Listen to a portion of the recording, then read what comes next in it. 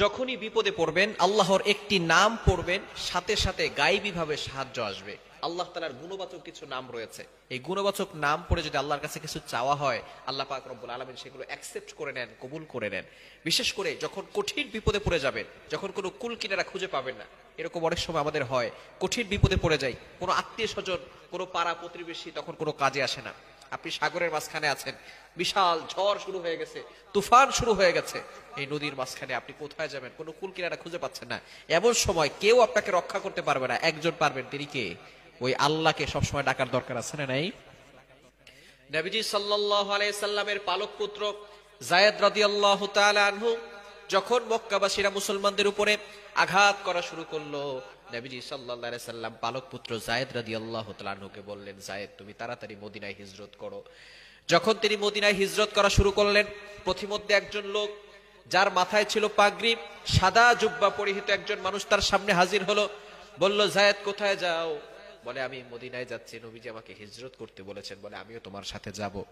এবার হাঁটা শুরু করছে দুইজনে মিলে। হাঁটতে হাঁটতে যখন যায়েদ রাদিয়াল্লাহু তাআলা আনহু ক্লান্ত হয়ে পড়লেন, তখন এই লোকটা যে পাগড়ি পরা ছিল, জুব্বা পরা ছিল, এমন লোকটা বলতেছে, চলো আমরা একটু বিশ্রাম করি। মনে রাখবেন, যায়েদ রাদিয়াল্লাহু তাআলা আনহু বুঝতেই পারলেন না যেই লোকটা পাগড়ি পরা ছিল, জুব্বা পরা ছিল, সেই লোকটা মুনাফিক, সে তাকে হত্যা করতে চাচ্ছে। কেন ইমাজিনদের আপনি কল্পনা করতে পারছেন? অনেক সময় দেখা যায় কিছু মানুষ আছে সাদা দাড়ি হয়ে গেছে, আবার দেখা যাচ্ছে খুব সুন্দর পাগড়ি পরেছে, জুব্বা পরেছে, এত সুন্দর সুন্দর কথা বলে, কেমন যেন একেবারে কথাগুলো উপর থেকে নাজিল হচ্ছে। এরকম কিছু মানুষ আমাদের সমাজে আছে না নাই? কথা বললে মনে হয় নবীদের মতো কথা বলে, আবার কাজকর্ম ফেরাউন আর নমরুদের মতো করে, এরকম কিছু মানুষ আমাদের সমাজে আছে না নাই? এখন যায়েদ রাদিয়াল্লাহু তাআলা আনহু যখন বিশ্রাম করার জন্য একটু শুয়ে পড়লেন, তখন ওই লোকটা যায়েদ রাদিয়াল্লাহু তাআলা আনহুর হাত পা বেঁধে ফেলল। বেঁধে ফেলার পরে এখন তাকে বলতেছে, আমি তোমাকে হত্যা করব, আমি মুহাম্মদকে খুব ঘৃণা করি, তোমাকেও খুব ঘৃণা করি, তোমাকে যদি আমি হত্যা করি তাহলে মুহাম্মদ কষ্ট পাবে, তোমাকে আমি হত্যা করব।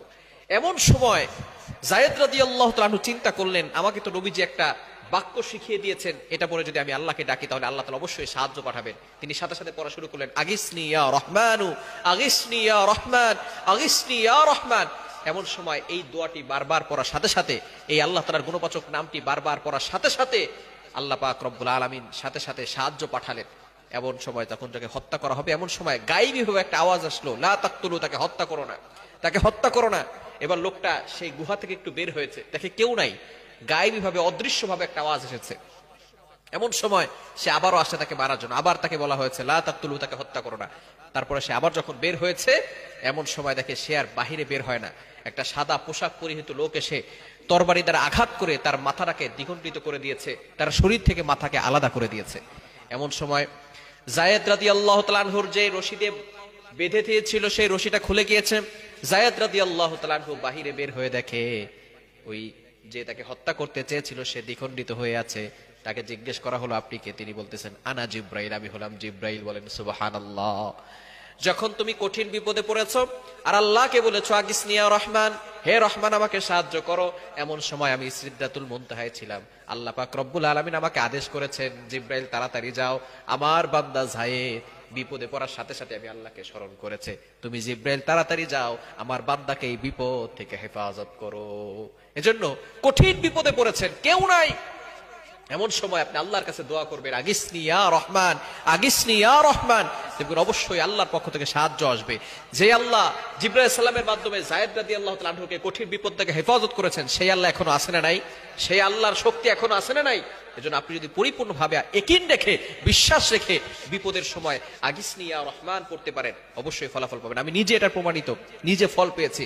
আমার অনেক উস্তাদ যে এই আমলটি করে অনেক ফল পেয়েছে, এজন্য এই আমলটি সবসময় করার চেষ্টা করব। আল্লাহ পাক